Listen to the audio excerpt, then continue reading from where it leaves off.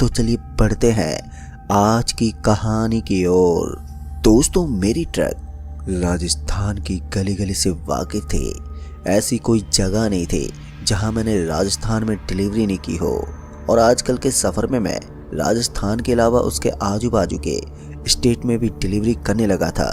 सच कहूँ तो मेरा एक्सपीरियंस इतना ज़्यादा बढ़ गया था कि मेरे बॉस मुझे काम देने से पहले बिल्कुल भी घबराता नहीं था और सबसे कठिन काम को मैं ही अंजाम दिया करता था।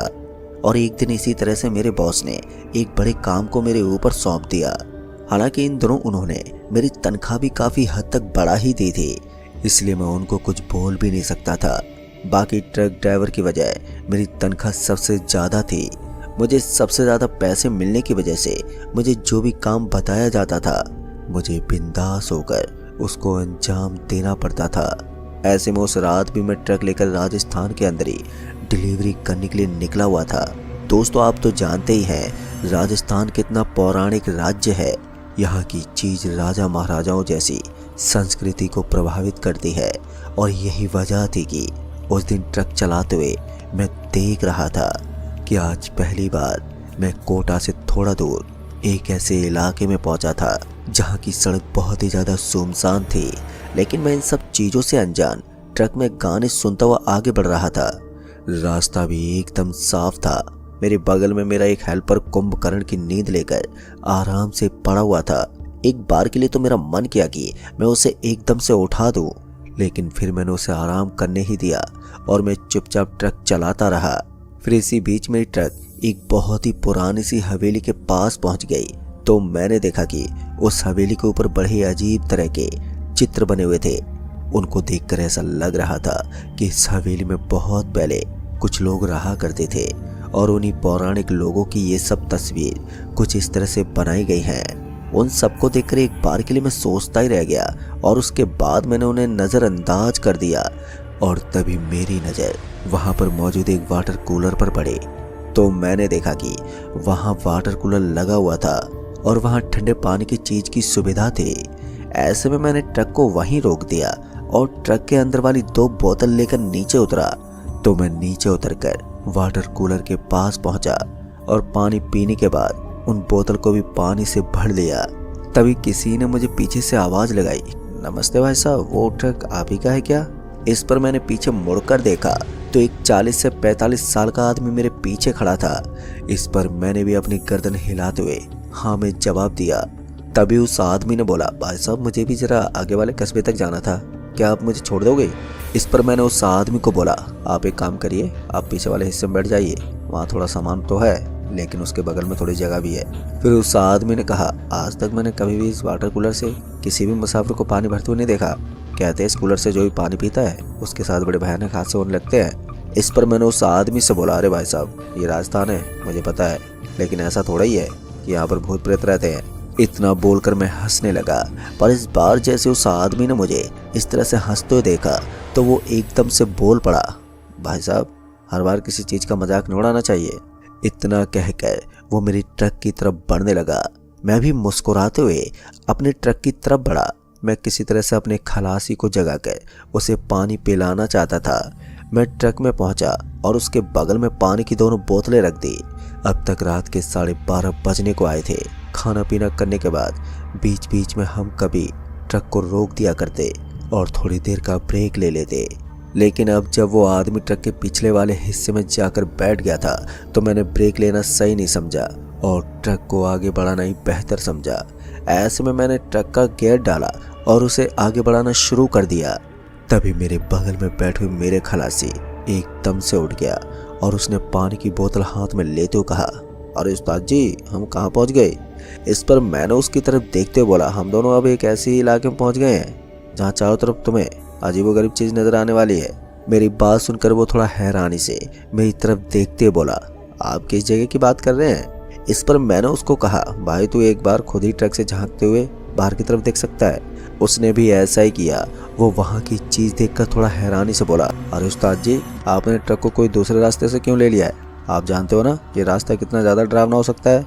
उसकी बात सुनकर मैं मुस्कुराते हुए बोला, अरे भाई तुम भी कैसी बात करते हो यार, आजकल की जनरेशन से होकर भी तुम्हें इन चीज़ों पर विश्वास कैसे हो सकता है? इतना बोलकर मैं फिर से थोड़ा थोड़ा हंसने लगा, लेकिन मैं अपने खलासी के चेहरे पर वो अजीब सा डर देख सकता था। फिर मेरे खलासी ने चुपचाप पानी पीना शुरू कर दिया। फिर इसी बीच मैंने उसे बताया कि मुझे यहाँ पर एक आदमी भी मिला था जिसको मैंने पीछे बैठा दिया है। दरअसल वो यहाँ से थोड़ी दूर आगे अपने कस्बे तक जाना चाहता था। मेरी बात सुनकर मेरा खलासी और भी ज़्यादा डर गया और हैरानी से पीछे की तरफ देखने लगा, लेकिन पीछे थोड़ा सामान होने की वजह से वो उस आदमी को देख पाने में नाकाम रहा। तभी मैंने ट्रक को रफ्तार से आगे बढ़ाना शुरू कर दिया, लेकिन मेरे खलासी ने मुझे टोकते हुए कहा, और उस्ताद जी आप ठीक तो हो ना? आज से पहले तो आपने किसी को रात में लिफ्ट ही नहीं दी, फिर उस आदमी को आपने पीछे कैसे बैठा लिया? इस पर मैंने उसे बताया कि जब मैं पानी पी रहा था तो वो अचानक पीछे से आ गया और उस वक्त ट्रक रुकी हुई थी, इसलिए मैंने उसे लिफ्ट देना ही सही समझा। मेरी बात सुनकर मेरा खलासी अपना माथा पकड़ कर बैठ गया।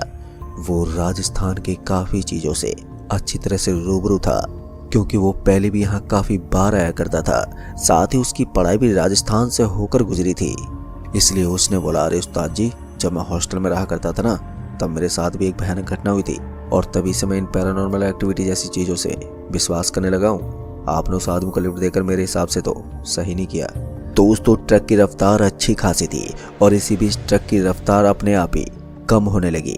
ऐसा लग रहा था कि स्टीयरिंग तो मेरे काबू में है, लेकिन स्टीयरिंग काबू में होने के बावजूद में ट्रक को कंट्रोल नहीं कर पा रहा था। अचानक से स्पीड ज़्यादा होने लगती और अचानक ही स्पीड कम हो जाती और यूं ही अजीब अजीब चीज़ होते हुए हमारी ट्रक एकदम से रुक गई। मुझे समझ में नहीं आ रहा था कि ऐसे हालातों में किस तरह से रिएक्ट किया जाए। उधर मेरा खलासी थोड़ा परेशान हो गया था, उसके माथे से पसीना बह रहा था। फिर मैंने उसकी तरफ देखते बोला, अरे भाई तू क्यों डरा हुआ है? मेरी ये बात सुनकर मेरा खलासी घबराते हुए बोला, लगता है उस आदमी को लिफ्ट देकर आपने बहुत बड़ी गलती को अंजाम दिया है। आप जानते नहीं हैं, लेकिन राजस्थान का एक एक कस्बा अजीबोगरीब रहस्य से घिरा हुआ है। उसकी बात सुनकर मैंने उससे बोला, भाई ऐसा कुछ नहीं है यार, कभी कभी मशीन में भी कोई खराबी आ जाती है और हमारी ट्रक का इंजन तो बहुत पुराना हो चुका है, ऐसे में थोड़ा बहुत ख़राब होना तो आम बात है। चल मैं अभी देखता हूँ, हो सकता है मैं इसे अभी ठीक कर दूँ। इतना कहने के बाद मैंने ट्रक का दरवाज़ा खोला और मैं नीचे उतर गया।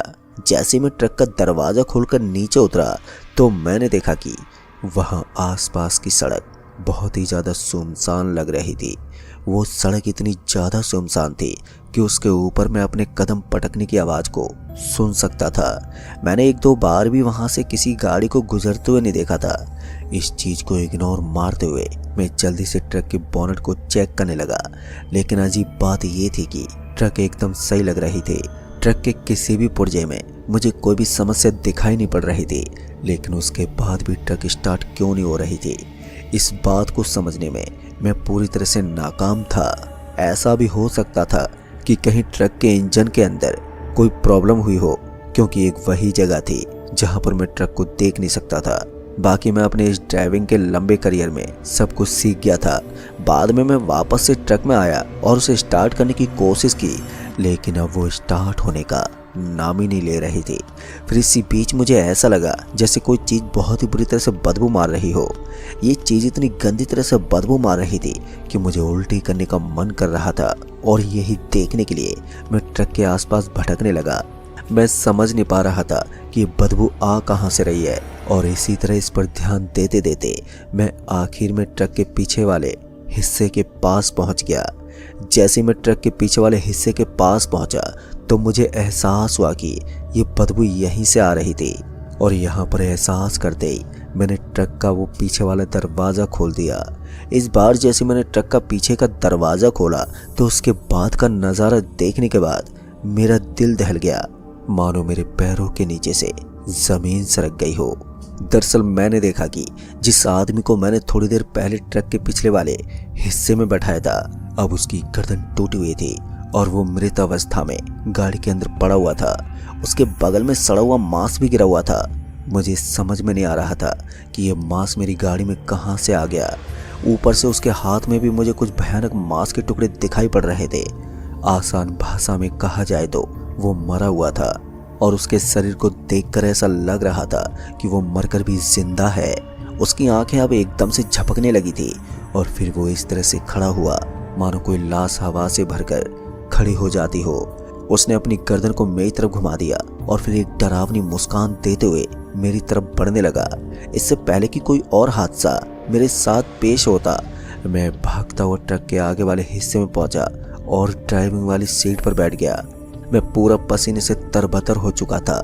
जिस तरह से मैं हरकतें कर रहा था उस हिसाब से मेरा खलासी भी समझ गया था कि अभी अभी मैंने किसी बहुत ही भयानक नज़ारे को देखा है और जिसको देखने के बाद मेरी यह हालत हो चुकी है।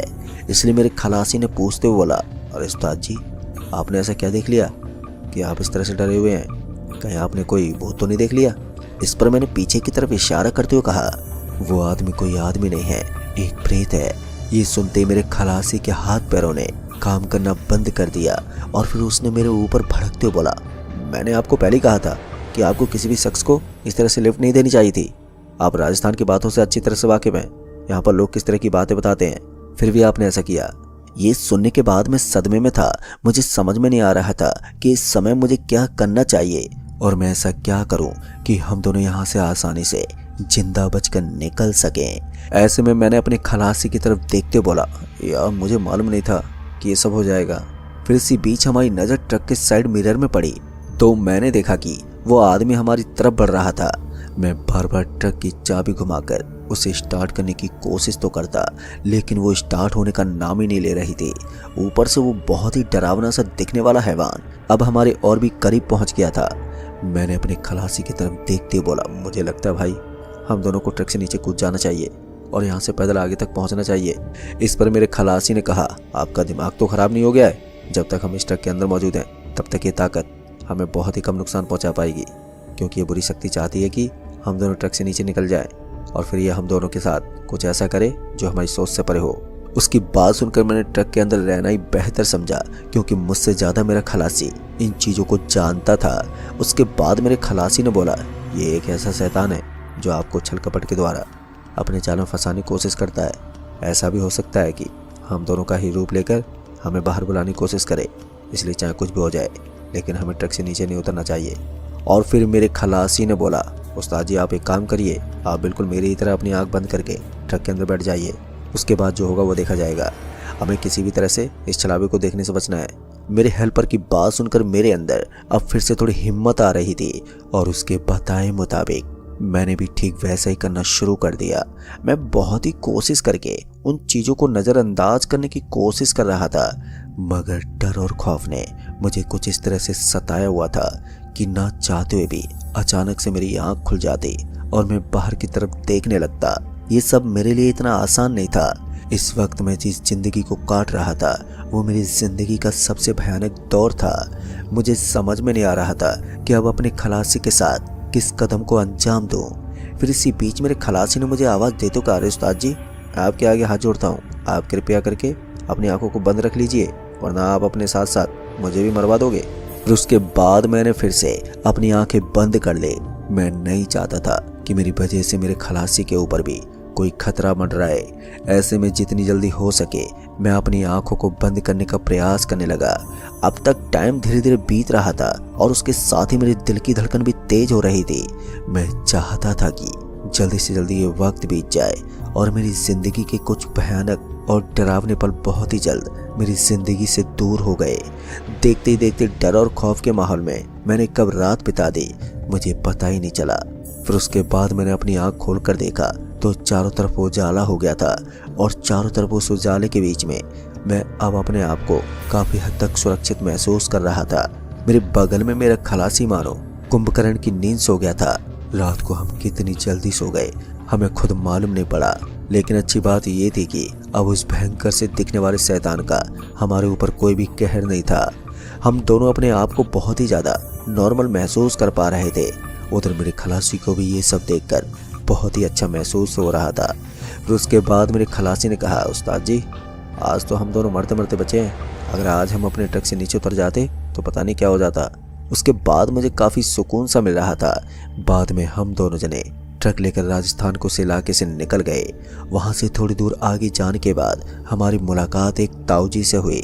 जब हमने उसको इस पूरी घटना का जिक्र किया तो उसने बताया कि उसे काफ़ी ज़्यादा अफसोस है कि उस वाटर कूलर का पानी पीने के बाद तुम्हारे ऊपर उस चीज़ का असर क्यों नहीं हुआ और साथ ही पानी भरने के बाद तुम लोगों के साथ कोई अजीबोगरीब घटना क्यों नहीं हुई। दोस्तों ये चीज़ तो मुझे भी नहीं मालूम, लेकिन उस ताऊ का कहना था कि उस हवेली के बाहर जो वाटर कूलर लगा हुआ है वो पूरी तरह से हॉन्टेड है। कहते कि उस हवेली के आजू बाजू में सैकड़ों आत्माएं भटकती हैं। विश्वास नहीं होता, लेकिन यही सत्य